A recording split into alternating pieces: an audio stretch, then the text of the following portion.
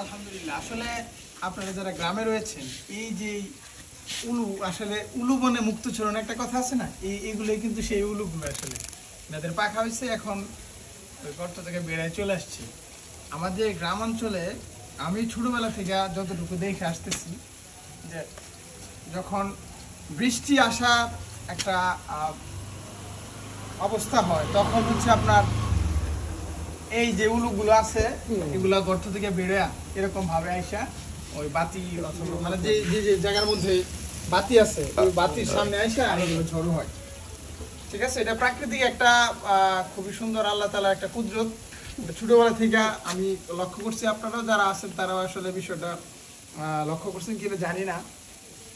যখন বৃষ্টি আসার একটা সম্ভাবনা তৈরি হয়, তখনই হচ্ছে এই উলুগুলো মাটি থেকে গর্ত থেকে বেরিয়ে এরকম ভাবে আসা জড়ো হয় বা আকাশে উড়ে।